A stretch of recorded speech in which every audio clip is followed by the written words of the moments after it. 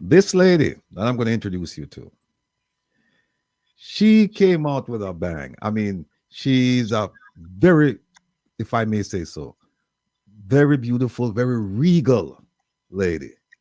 And her information and her experience complemented what physically I saw.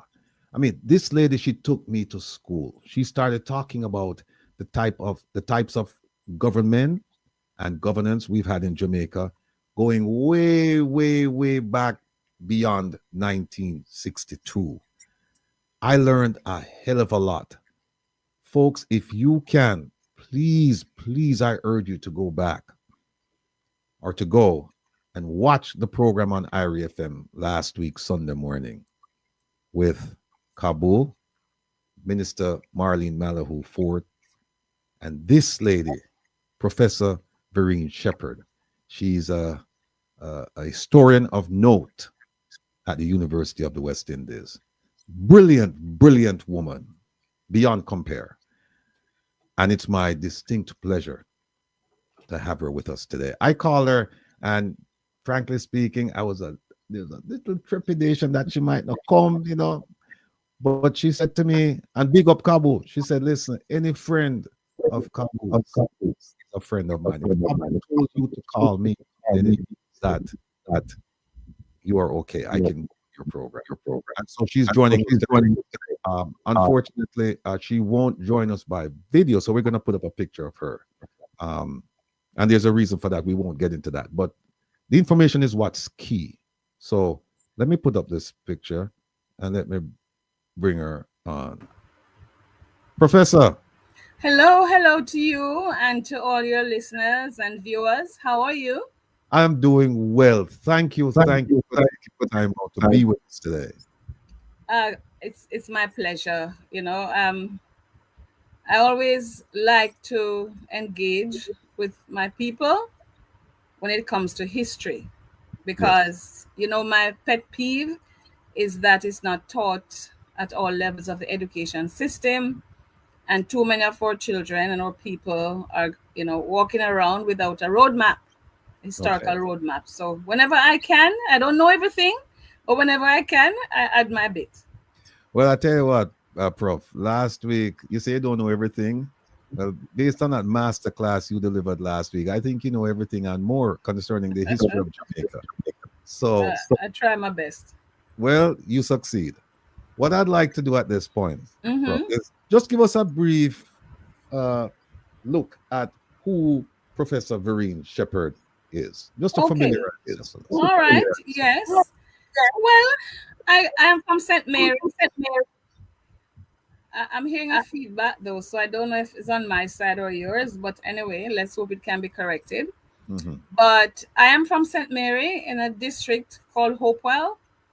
I went to St. Mary High School and then Sholto Teachers College, the University of the West Indies. And I've studied history right throughout after I did my first and second degrees at the University of the West Indies in the history department. I got a scholarship to the University of Cambridge, England, studied history there as well. Came back to Jamaica, and this is where I've been ever since in terms of working. I'm now retired from UWI. I'm still Professor Emerita of History and Gender Studies, but I also operate on the international stage because I'm Jamaica's CARICOM's representative at the United Nations Committee on the Elimination of Racial Discrimination. So I'm still doing the work here and at the international level. And some people will know that for 12 years I hosted Talking History on another station, and I know that other people are saying, "Well, I don't go back," but can't do everything, and time come. Yes, indeed. So that's a synopsis of my trajectory. Yes. Okay. Now, what I'd like you to do is pretty much what you did last week, because I think it's such a wonderful exposition of our rich history. That I'd like you to go back and talk to us about 1494 and come forward, please. All right. But the way I teach history, you see, is that I begin now and then I historicize. So if you'll As you allow me, wish. As you yes, wish. Mhm. yes. So I start now to say that in Jamaica, the system of governance is a constitutional monarchy or limited monarchy under which the King of England, represented by the Governor General here in Jamaica, is head of state. Now, under that constitutional monarchy, there are three arms of government: the executive, the legislature, the judiciary. The interesting thing is that the Jamaican constitution was drafted to reflect the British socioeconomic and socio-political model known as the Westminster or Whitehall system of government. And this model guarantees that citizens, through universal adult franchise, have the right to participate in free and fair elections and choose the officials that govern the country. So this is what we have. And the reason we are trying to change the system is that we have this Whitehall Westminster system of government through somebody who can call himself the King of Jamaica. And that doesn't sit well with too many people in Jamaica. So the head of state is a sovereign monarch of Jamaica, and the Governor General is the official representative of the head of state in Jamaica. And you know he lives at a place that's still called King's House. Okay, Professor, even while can I we stop had you right there? Queens, it was still King's House. Yes. Professor, I Mm-hmm. have often said, you touch on a point there with the king being the head of state. Yeah. I've often said to people, I Googled it, I researched it, but I just Mm-hmm. want you to, to opine on it. Is there a king of Jamaica? Well, this is how the present King of England, Charles the Third, this is how he also calls himself, not just for Jamaica, but any other of the Commonwealth countries that still are not republics. Okay, so he wouldn't be the king of Barbados or Trinidad and Tobago or Dominica, so Barbados, Dominica, Trinidad and Tobago, Haiti, they're all republics, right? We haven't reached there yet. So we still have, and we have been through several, maybe 15 kings and queens of Jamaica because we haven't changed yet. And from the beginning of the conquest in 1655, we have had a king or queen. I will tell you who those were in a while, Okay. but I just want to say that while we got independence in 1962, we didn't go all the way. We went through self-government and so on and to independence, but the way the constitutional monarchy is still with us, and that is the basis of the move towards republic, because you wouldn't have a king, you'd have, well, I know that there's a debate about how whoever we will have will be elected, but I'm not getting into that. So the head of state, as I said, is the sovereign monarch of Jamaica. It doesn't sit well with me because I have to get visa to go to the country that is supposed to have our head of state, and I don't see how that can make any sense. And it's expensive, and even when you reach there at the border, the immigration, it's not such a nice experience. So I really hope. I mean, that won't change. We'll still have to get visa because but at least we'll feel a little bit more. We'll have a little bit more self-respect. Now, so the the history of the monarchy goes back way back, right? And by the way, it wasn't the English stroke British who provided the first king or queen of Jamaica. Remember that the Spanish were conquered this country, brutalized the indigenous people, the Taino people, and they established a monarchy. So we first had a Spanish monarchy because Queen Isabella and King Ferdinand, they backed this conquest mission of Columbus, and so we know what happened. So the monarchical rule was here with the Spanish monarchy, with the local rule overseen by a governor. And in 1509, for example, the Spanish governor was Juan de Esquivel. That was a Spanish governor.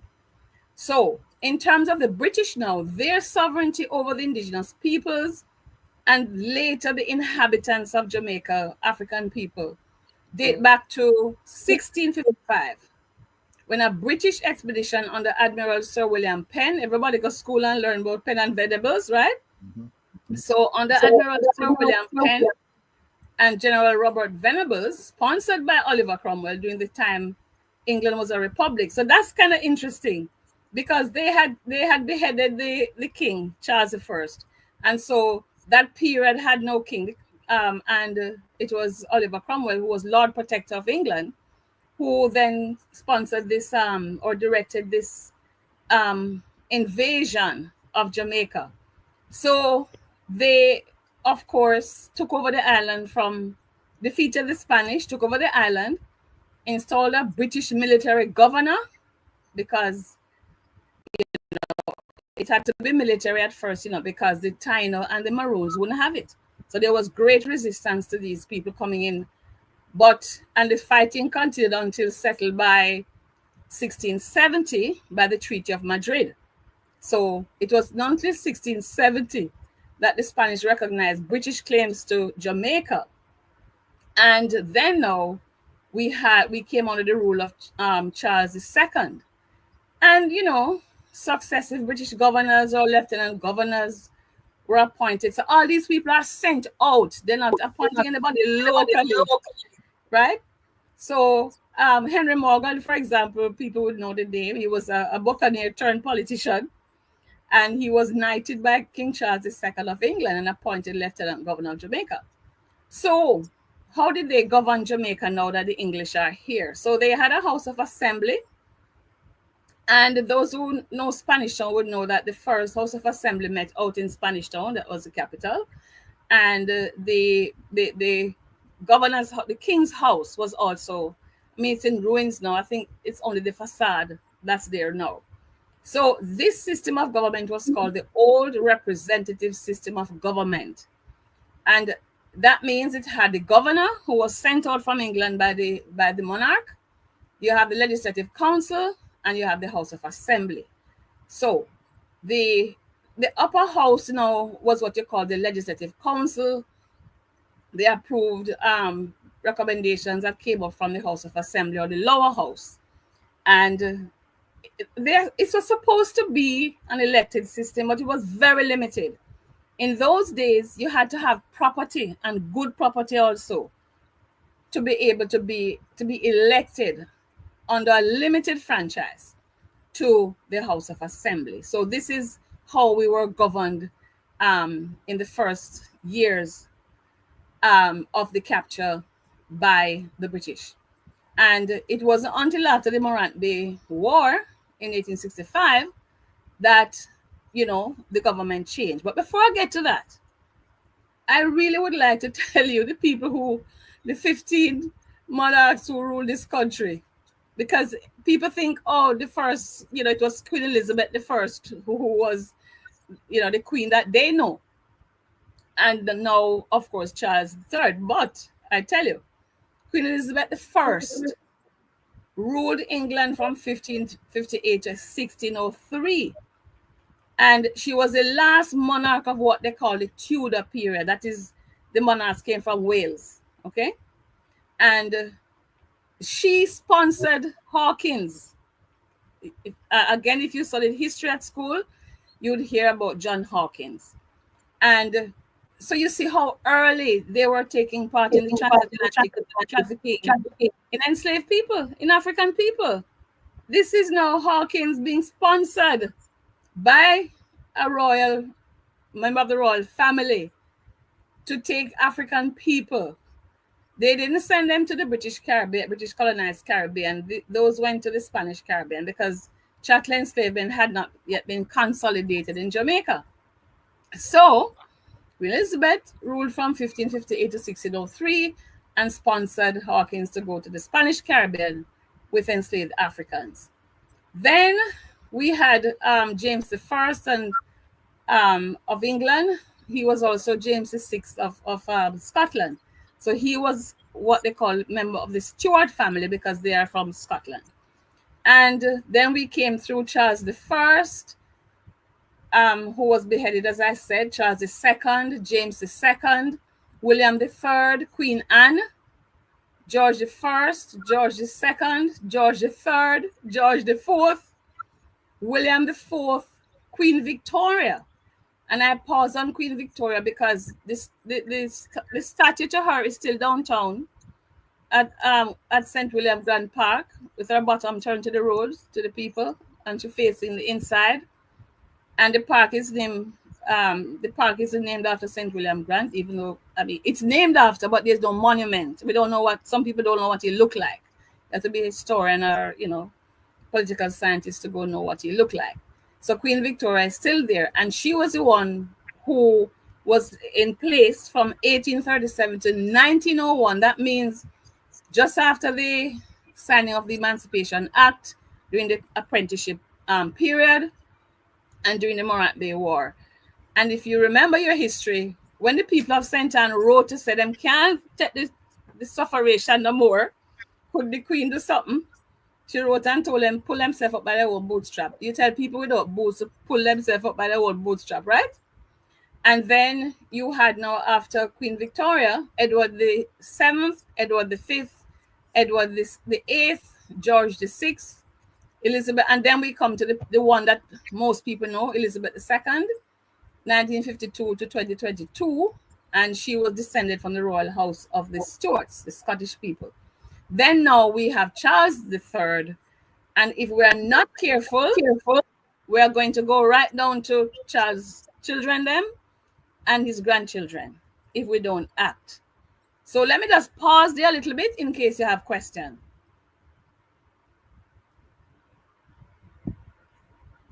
Yeah, 1 second. So what you've given us the understanding of is that Jamaica has always been colonized. Yes. Apart from the time when the indigenous people were in charge. Okay.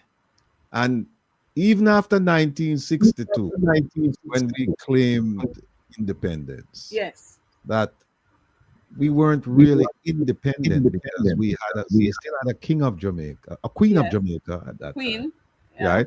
And now we have a king of Jamaica. And your point is that, look, I don't feel comfortable with this situation. And you can also add to the fact that if you're the king of Jamaica, why is it that I have to pay and get a visa to come to visit my king in England? And right? To make matters worse, they don't have to there's no reciprocity, which is what I don't like either. I would feel a little better if they had to also pay plenty pound to come here. Why won't we do that? Well, I'll tell you what, now that we're past some questions, I see a bunch of questions now in the chat. One of them is Sharon Pearson is asking, is this history taught in Jamaican schools to the best of your knowledge? To the best of my knowledge, if you choose to do history at the CSEC level, you might get some of this. But below that, they get a general history of Jamaica, but I'm not sure how much of this they would know. Maybe in outline, but not details. And remember, beyond third form or grade 9, if you don't choose to do history, all of this is lost to you. Well, it's been said that if you don't know where you came from, you certainly won't have a clue as to where you're going. Well, Marcus Garvey tell us that, and also we know that if you have no roadmap, you're going to get lost. And I see it every day as I listen to speeches and I listen to opinions, and I'm saying our history is not known, because if we knew, we wouldn't say certain things. For example, and I don't know. Let me hear another question before I give you this example, which I think is really important for people to know. The point is that let me just add to the point that if you don't know where you're going, if you don't know where you're from, you don't know where you're going. You get lost. You know, the GPS. You know, the historical GPS. Right. So now with this constitutional reform, where most people, the things that you're saying right now, I can assure you, And I'm willing, I'm not admitting that, but I'm willing to wager that most people are hearing this for the very first time. How Well, can you go into the future not knowing the past? well, there are books, that you can buy to try to get some of these history for your children, especially those who have little kids who might never ever get access, to this. And I know there's a history of Jamaica. Um, I know at the CSEC level, you have my own books, and the books by Professor Hilary Beckles. We are two of the historians in the region. Liberties Lost and Freedoms Won. Those are the two volume that I could point people to get some of this access to some of this. But Hmm. we have to lobby, and the Orlando Patterson report on education. If you remember that commission, Hmm. he made one of his recommendations is compulsory history education. But I don't know how many of the recommendations have been put into place so far. But Hmm. that's one of his recommendations. Um, but one of the reasons I think I feel kind of, concerned about this history not being known is that we are in the reparations movement now, right? It's a reparations campaign that is calling or demanding compensation from those who hurt our ancestors and those who cause us to be living right now with the legacies of chattel enslavement. Okay? So we're demanding reparations.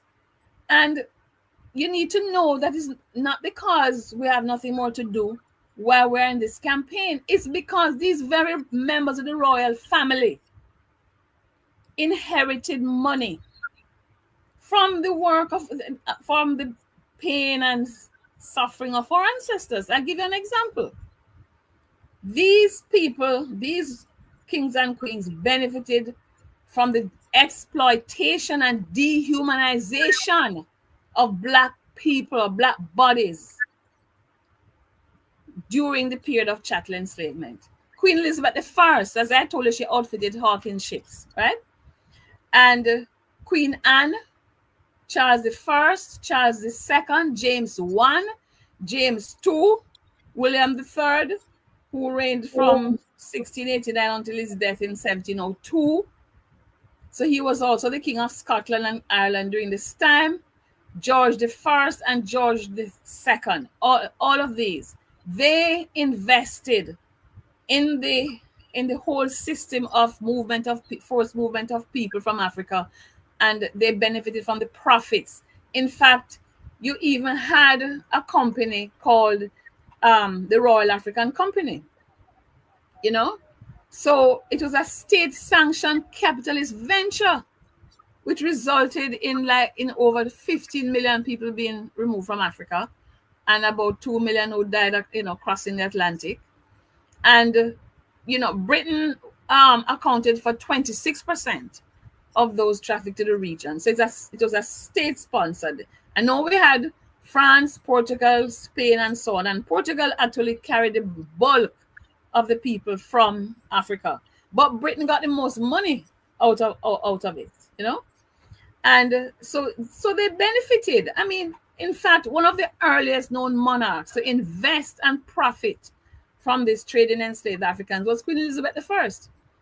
So, and then of course, we had others, because I have to mention the Jesus of Lubeck. Jesus of Lubeck was a ship sponsored by Elizabeth I. And so, and Elizabeth I's successors, who ruled from 1603 to 1714, applied a kind of public-private model and invested heavily in raiding missions to Africa. And collectively, they contributed to the rapid expansion of British involvement in the trafficking and the enslavement of Africans. In 1660, I have to mention this. King Charles II granted the Company of Merchant Adventurers a charter to undertake raiding missions in Africa. The company was later rebranded and reorganized in 1663 and called the Company of Royal Adventurers Trading to Africa. They put royal in it so they can't deny it. The principal sponsors and investors were Prince Rupert and James, Duke of York, who later became King James II. The company was given a royal charter by King Charles II, and the company was given a 1,000-year monopoly to buy and sell and barter Africans, goods, wares, and merchandise to be sold or found in Western Africa. The company also had the power to seize ships, enslave people, goods, and merchandise. So, all this kind of history is important. The Royal African Company had the backing and blessing of the British royal family. The company's governor or chief operating officer was the Duke of York, who was later King James II. And leading royals such as Charles II, James II, and William III were major shareholders and profiteers. And in 1690, William III bought £1,000 worth of Royal African Company stock from Edward Colston, who was then deputy governor of the Royal African Company. Remember in the Black Lives Matter movement, when they toppled a statue down in Troyman River in Liverpool, it was the same Edward Colston statue. And so all of this cemented the royal family's investments in the trafficking in Africans. They had royal backing. So what I'm saying is that we have to understand that when we talk about reparations and we want that to be a part of the package, in other words, don't just get republicanism and then they go away. We have to have conditions. I know that minister was talking in terms of 3 stages, but I hope that the reparation stage is not put on the back burner, because there is responsibility on the part of the UK to ensure. You see, independence didn't come with a respectable package, or what they used to call a golden handshake, even though Bustamante and others who went to negotiate or independence asked for it. They asked for it. And they only gave them pittance, And yet, there are people in Britain, there were MPs who knew that the squalor of Jamaica and the other parts of the Caribbean, their underdevelopment was the result of extraction of their wealth using enslaved African people, chattelized people. And there's a book by Hilary Beckles called How Britain Underdeveloped the Caribbean. That's a must read for everybody who wants to understand this system of colonialism. And he tells us that A. Creech Jones, who was a member of parliament, and he was actually Colonial Office advisor, or he was on the Colonial Office Advisory Committee on Education. And he wrote this on April 5, 1939. And this is the same year that economist and Nobel laureate Sir Arthur Lewis first spoke about reparations for the Caribbean. He said, "The facts are out and we can no longer plead ignorance and indifference. Of course, there has been official irresponsibility and the dominance of narrow calculating colonial interests. We can point to years of criminal neglect when official ineptitude and sloth have permitted affairs to drift and the islands to sink into unpardonable misery. Now a point has been reached when action is desperately urgent and British concern must be paid in hard cash. The hopeless squalor of today is in a real way the measure of the shortcomings of our colonial policy and of our economic neglect." Our politicians must use these words in their negotiation. They knew. And in fact, one last quotation I'd like to read is by Lord Ogmore. He echoed Creech Jones because July 16, 1962, the Hansard had this to say. In fact, it was titled the Jamaica Independence Bill. And it carried a really, I like to use this quote. He said, "Our last legislative link with Jamaica will be broken today, an association which has gone back almost 400 years. We in the United Kingdom owe a great debt, not only to Jamaica, but to the other territories in the West Indies and the Caribbean. I was much distressed recently when so much attention, both in the British press and in British public life, was paid to what we are supposed to be giving to some of these people who come over from Jamaica, without any regard for the tremendous contribution they themselves have made to our economy over hundreds of years. They have produced great wealth for us in the West Indies and Caribbean and have given us a highly important strategic position for our fleet. And he went on and on and on and on. So this is not, something that we must take lightly. We must ensure that our people know this history and that we negotiate our independence. Don't make the same mistake as independence when it didn't come with any respectable money, because we, I think, we are entitled to reparation. And the constitutional changes are not just recent. I told you that on conquest, they established the old representative system of government with a limited franchise. But afterwards, after the Morant Bay War, when people were rising up for rights, they actually introduced something called Crown Colony government, when Jamaica returned to direct, a kind of direct rule from the British. So we came through that, the Crown Colony government. And then, because of protest and continuing lobby, we returned to the old representative system with limited franchise. And increasingly, before 1962, there were some other changes, internal self-government, franchise expanded until now we came to independence and universal adult suffrage, where I think first it was 18 and then 21, over 21 that people could vote. So we have come a far way. We have come through a lot of suffering, a lot of inequality in terms of our relationship with the UK. And I just feel, the time has come when we need our self-respect, be a republic, but also ensure that we don't go empty-handed, and we don't lose out in the way that I think those who were lobbying for independence, in a sense, lost out, because they never treated them respectfully and didn't give them the amount of money they went to negotiate. So I'll stop there for now. All right, Prof. Let me bring in Kevin, DJ Kevin Stew. He wants to ask you a bunch of questions. I see him chomping at the bit. Kevin,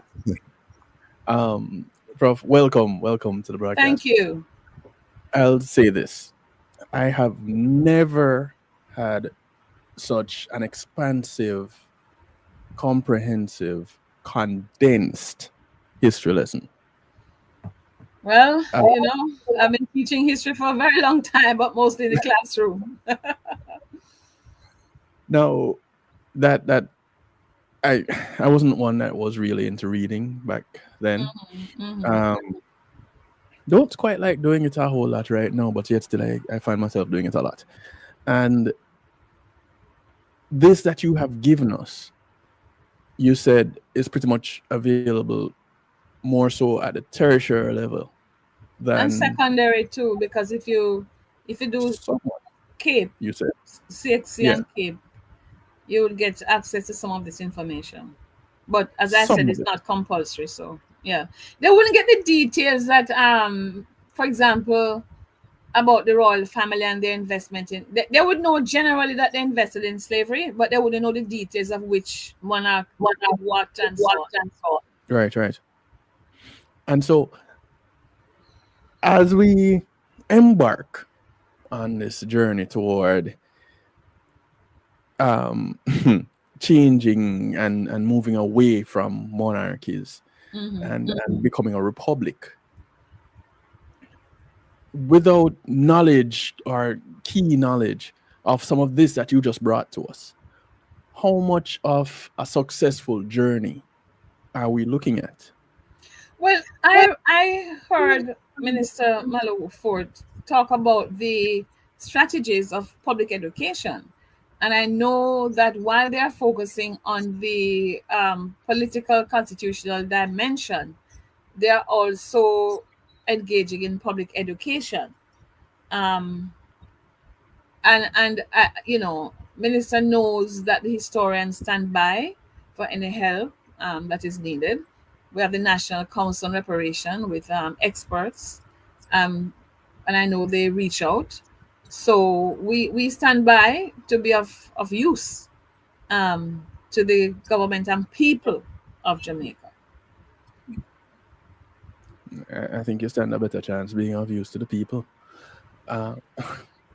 Well, you know, So, that's why I do interviews like these, because I know that the station has a wide listenership, and you know, I've been on other stations as well teaching history, just to ensure that students and, you know, or people get a chance to know their history. I mean, I became interested in history from a very early age because the community in which I grew up, even though it was Hopewell on the title for the land, it was a land. It was a plantation, you know. It was called Hopewell Plantation, and then, I mean, but I think in the 1940s, after the Moyne Commission report and the workers' protest of the 1930s, there was a land settlement scheme introduced, you know, and so small farmers were able to buy or pay down on small acres of land. So that Hopewell plantation was cut up, and small farmers were able to buy. But they call it Africa. People call it Africa. And I remember asking my mother, I always call her my first history teacher. I asked her, why is it called African? People laugh at us because we, you know, we come from a backward place and we're not running water and all this kind of thing. And she said, well, because of the stereotypes about the continent of Africa. So because people don't know the history and they don't know about, you know, the kings and queens and the civilizations of Africa and the great empires, they just confine Africa into a box to say it's underdeveloped. And so my district was underdeveloped. So it became Africa. But, you know, in a sense, I was quite happy because that gave me an introduction to history, to know about Africa. And so when I went to school, I was really caught up. When I went to high school, I was really, really caught up into history, and I haven't stopped studying history since then. It's so fascinating to me because it explains everything in our society. Everything can be it explained by our history. very much so. And I've tried And to put some of this in the textbooks that I helped to write. the and of course the push for more history to be Yes. imparted on our young minds. Yeah, but when I go into the bookshops, I don't see my books in the bookshops in Jamaica, you know. So I don't know why. They're not difficult. You can't say they're too difficult, you know. Yeah. But they're written from a perspective that I think the student should know. Those who know that the books are around would still buy it. You know, it's on the syllabus, but it's not like, you know those rental books at school and so on. It's not. I don't think it's on at that level. But those who know will buy them still. I just loaned 2 copies to my goddaughters who are now old enough to be studying history in high school. So those who know about their existence, and they will do well in exams because they have higher level knowledge than those who are not exposed to the revisionist writings that historians from the University of the West Indies have been doing for some time, you know, because we don't want our children to grow up with the kinds of prejudiced history that would have inherited from the colonialists. Correct. Someone is asking how it is that anyone can get their hands on some of these very same books that you're talking about, your books that you have helped to write, and others. Well, I don't see them. I went to a bookshop yesterday. I didn't see them there They're not in the University of the West Indies bookshop. I didn't see them there because I guess because they're secondary level books, they wouldn't put them there. They have my tertiary level books. They'll have to go on Amazon.com. I'm afraid. They have to go online to Yeah, buy them. thank you, Oti. Oti had put how Britain underdeveloped the Caribbean. A link Oh to yes, that that in the one is chat. really, really, yes. How Britain underdeveloped the Caribbean. And there's another one by Professor Beckles called Britain's Black Debt. DEBT, Britain's Black Debt. It's a companion volume. And I'm telling you, the depth of research that our historians are doing, you know. I remember, I think that book was launched at Jamaica, at Kingston College. And quite a few students came from other schools too. And they were so fascinated, were fixed, you know, their eyes and minds on Professor Beckles' overview of the work. And we are privileged as historians in a sense because, you know, we can get, we sometimes get funding so that we can go to Britain, and they have written down everything in their archives. Nothing I'm telling you here is not captured somewhere in the British archives, in the British Library, in the parliamentary papers, and in the Jamaica papers that are out at Kew Gardens. That's where the British National Archives are located. And Jamaica records are called Colonial Office 137. And you can find everything. Sometimes I laugh to myself and I said, there's no way that Brittany can, you know, wiggle out of the reparation demand, because the justification for reparation is the, you know, is conquest, colonization, the trafficking in Africans, the brutalization, the treatment of women, children.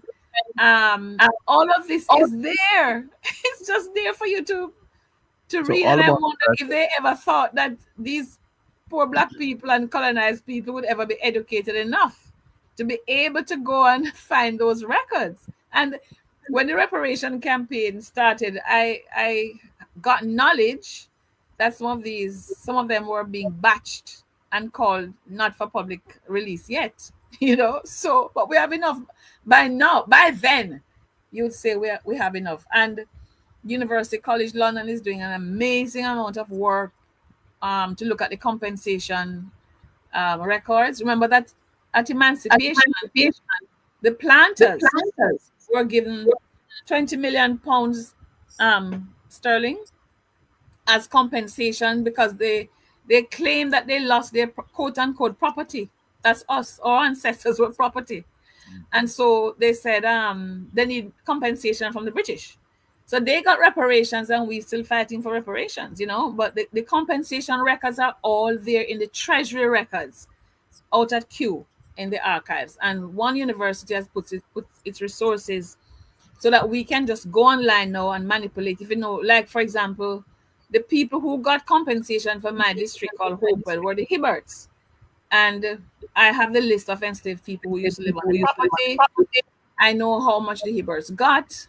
And to be fair, there's a Hibbert trust now that we have asked for reparation, and they have allocated some money for Jamaica, except we have to draw down on it. We have to go claim it. But they have it in a trust. They have put aside from the Hibbert Trust some money for Jamaica because of the reparation lobby. So we are being successful. If people don't think it's not a pipe dream, it's real. But the point I'm making is that the historians, the trained historians at different universities, but many of them from UA. And by the way, I'm not in the history department, so I'm not speaking for the history department. I fled that department way back in the day. So that's another story. So I'm not speaking for them. I'm speaking for myself as a trained historian. But I have done so much work in those archives, and not only in out at Kew, but in all the county archives. Because when the planters went back as absentees, they deposited their papers in the nearest archive in their counties. So while I was at Cambridge, I remember, you know, getting funds from the college to go around to all of these, county archives, like Lincolnshire. It's in Lincolnshire County Archives that I met this dastardly man, Thomas Tislood. I don't know if you have heard about him, but Thomas Tislood, he was an overseer and then he owned a property in Westmoreland there. And he kept a journal of everything he did, everything that happened on the property and everything he did to enslave women especially, but also to enslave men. That man was so wicked. I went to the Westmoreland Parish Church to ask, where is his grave? I wanted to stamp on it.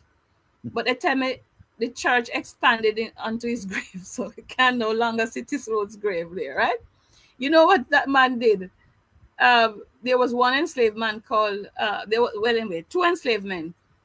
I don't know. He said that one of them did something, and he allowed one enslaved man to defecate in the mouth of this other enslaved man, lock up the mouth, and he decided when the punishment was over, and then he documented every time he had an enslaved woman, whether in the house or in the cane piece, or that diary everybody should read. If you want to see what slavery was like, read this Tislood's journal. It's published now. If you can't, the papers are in the university library, but the journals have been published by Douglas Hall, one of our late historians, and it's called In Miserable Slavery. Go read. If you doubt what I am saying, you go read In Miserable Slavery by Thomas Tislood, edited by Douglas Hall. But I saw the papers for myself up in Lincolnshire because that's where he was from, and that's where he deposited his papers, right? Slavery was a crime against humanity. Republicanism must come with the apology for that. I know it's different processes. Minister explained that, but I'm still putting on the table that, and we have a National Council on Reparations, of course, and we are lobbying and so on, but they can't just get off, by saying, okay, rule yourself now. They have to pay for what they did. Well, so how do you monetize that? How do you put a dollar value on that? Because what we got before, when people watched Amistad, they came out of the theaters or they got up out of their couches, wherever they watched it, and had this anger in them. Yes. Well, it will make you angry. Yes, this little bit that you're giving us is a whole lot more than what Amistad gave us. Yes, because a film, and they don't, they want to sound like they're reading a history book. But the evidence is there, is what I'm saying. The compensation money. You say how you monetize it, right? So I know what you're asking. How can you ever assign a figure to pain and suffering, and to what happened over so many hundreds of years? But what I'm saying is that there's a precedent. Remember that the Jews got reparation for the Holocaust, okay? There's a method of calculation. Also, remember our neighbor Haiti? Haiti had to pay France reparation because France didn't want to let go the country. And they say the only way they would agree to the end of chattel enslavement, and even though the people fought for their freedom and kick out the French, they extracted money from Haiti. And when President Aristide called for reparation, you know what happened? You know what happened to him. So we can monetize that in today's money and say that's for Haiti, plus the pain and suffering, plus the lost wages. And there's a formula that can be worked out for people who are seeking compensation or damage for one thing or the other. But we can also look at the economic data. For example, let's give you one example from Trevor Bernard, my late colleague.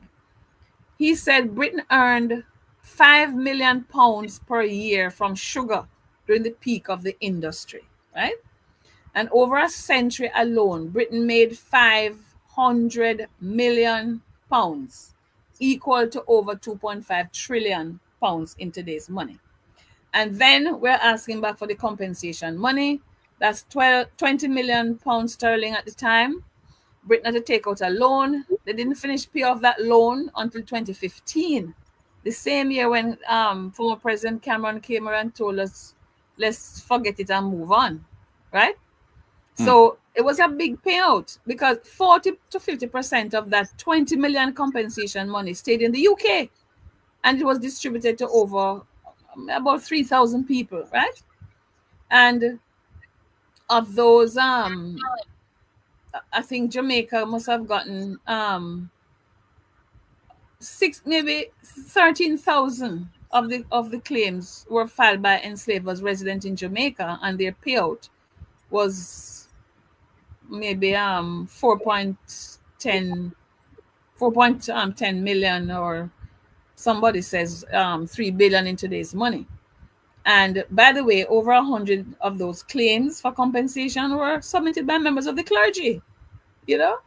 And if you monetize the apprenticeship, the scam called apprenticeship, where they're telling people, oh, you must learn how to work and learn how to be free. These are people who are free, and they captured them and brought them to the Caribbean, and who knew how to work and so on. And you're telling them, oh, you need to spend 4 more years. Well, Antigua told them go to hell, and Antigua went straight to freedom, and I think Bermuda. But Jamaica went through apprenticeship if the enslaved was over 6 years.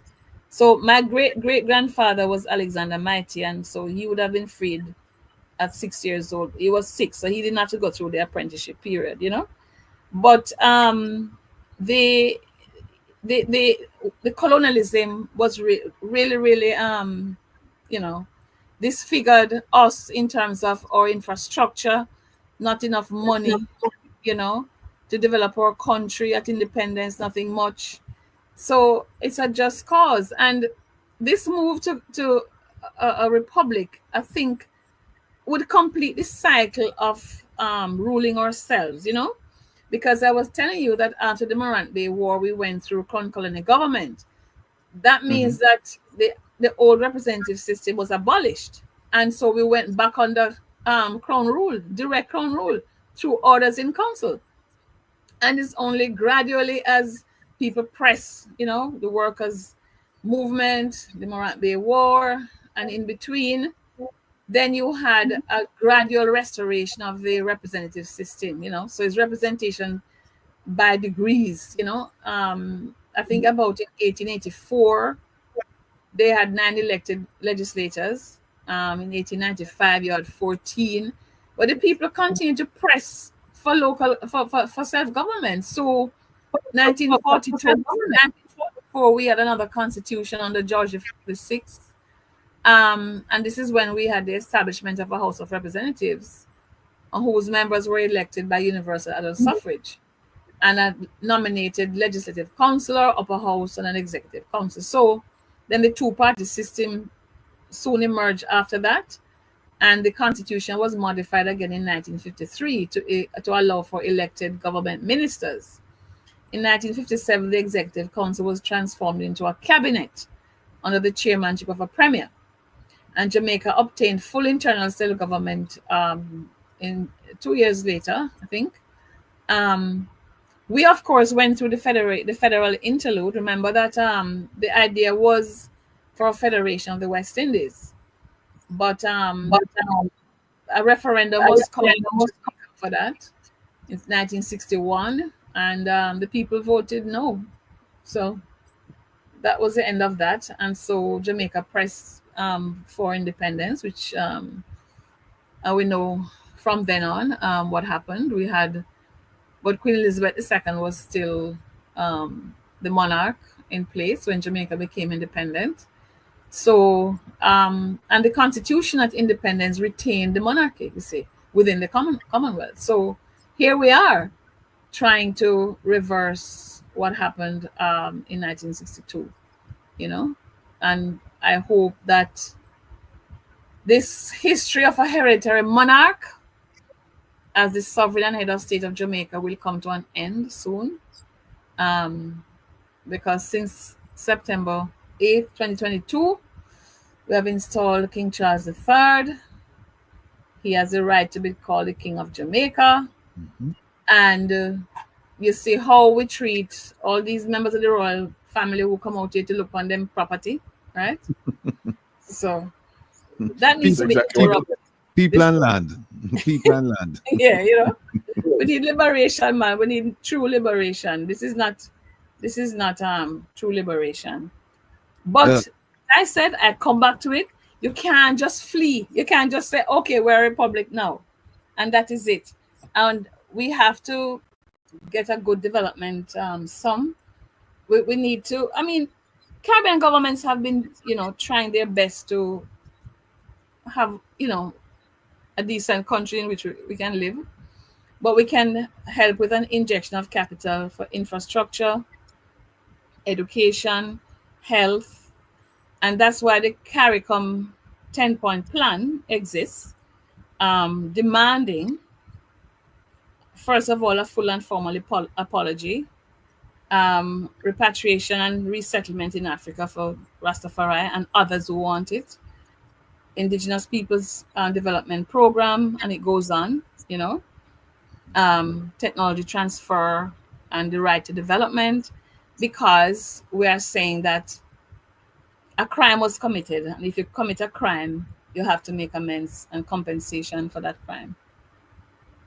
all right. Well, look, Prof. I mean, I'm just sitting here, just absorbing all of this, like a child just absorbing a subject matter that they find fascinating, and I can never get tired of just listening to your recitation of our history and other people's history as well.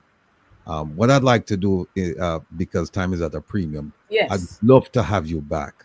Um, I will definitely be in touch with you because there's so much to talk about. I mean, I think we're just scratching the surface. Plus, we also have to talk a little bit about this constitutional reform. What does it mean for Jamaica and Jamaicans? Because I really don't think that most Jamaicans understand what's going on, the process, and what it will end up looking like. And at this point, the opposition has said that it will not come to the table because there are certain things not included in the bill. Well, And what I want to tell Jamaicans, those who are not registered to vote, please go and get registered to vote. I mean, because when there has to be a referendum, as far as I understand. The people have to say yeah or nay. So no matter how hard government is working to make this happen, the people of Jamaica will have to vote in a referendum to decide if this is how they want to go. But if you don't have a vote, you cannot participate in this momentous decision that will have to be made, you know? If you don't participate and if you don't vote yes, then you're going to have William's son ruling you in time. That well, baby there, you see that little young man, he'll be the king of Jamaica if we're not careful. all right, we're going to leave it there. But Professor Verene Shepherd, Thank I you want for to having thank you me. on behalf of everyone for being here with us today, spending time educating us and just opening our minds. And I'm Thank telling you. I, for one, I look forward to having you Okay. here All real soon. right. It was my pleasure. Take care. Thank you, Prof. Bye.